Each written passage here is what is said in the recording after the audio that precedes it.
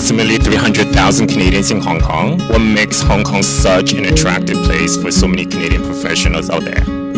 Well, of the 300,000, the vast majority of those would be people who are originally from Hong Kong, who went to Canada, and then over the years have come back for one reason or another. And the 300,000 would include also children and grandchildren of those people. So a lot of the Canadians who are here are people who started here and have chosen to come back here. And I think that, the reasons, everyone has their own reasons, but a fairly typical reason would be the business opportunities that are here in Hong Kong. For Canadian professionals, the legal system in Hong Kong is virtually the same as the system in Canada. We're both common law jurisdictions with a British legal heritage and a Commonwealth heritage.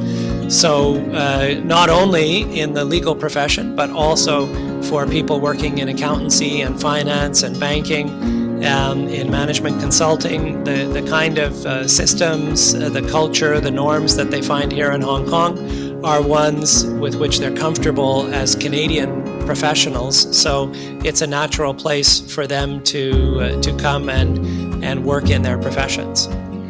There are many Canadians with a Hong Kong background who have contributed a great deal to Canada, the likes of the Honorable Adrian Clarkson. There are also many Hong Kongers with a Canadian background who have helped transform the city, like the former Canadian Alan Zeman, and even back in the days of John Robert Osborne. Can you talk about the historical, the cultural, and perhaps even the economic ties between Canada and Hong Kong briefly?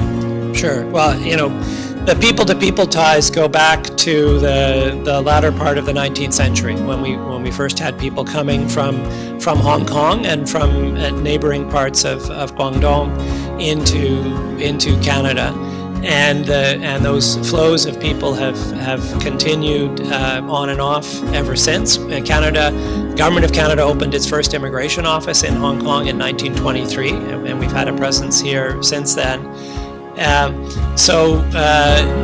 Once you start to establish those people-to-people ties, and people, from one family or from one village, one community establish in Canada, then more people come over, and then some people come back, and so some of their family members come back.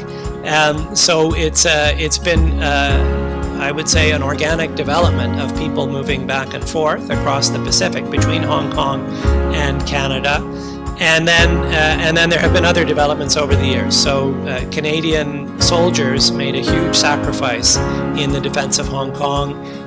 In December of 1941, almost 2,000 Canadian soldiers were deployed for the defense of Hong Kong, and over 500 of them ended up giving their lives in the defense of Hong Kong. So there's a huge Canadian legacy here from that period, which we commemorate each year at the Saiwan War Cemetery. And I would say in the years since World War II, we've seen an expansion as Canadian business ties have expanded into Asia, and as there's been more investment into Canada's growing economy, we've seen the flow of professionals, of accountants, of lawyers, of bankers, of business managers, engineers, going in both directions. We've also had a huge number of people go from Hong Kong for university and college education in Canada. So we have another number.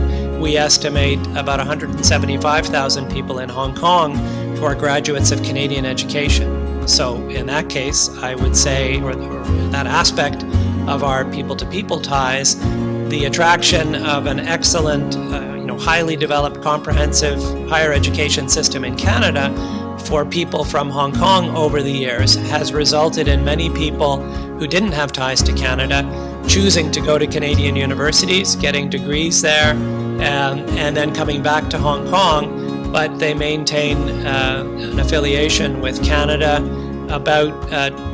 Our estimate is about a quarter of the Canadian citizens who are professionals in Hong Kong maintain their Canadian professional accreditation. So that could be as a certified professional accountant, as a lawyer, as an engineer, as a doctor, and so this helps as a very strong kind of a binding agent professionally between the professional communities in Hong Kong and in Canada that drives a lot more of these connections.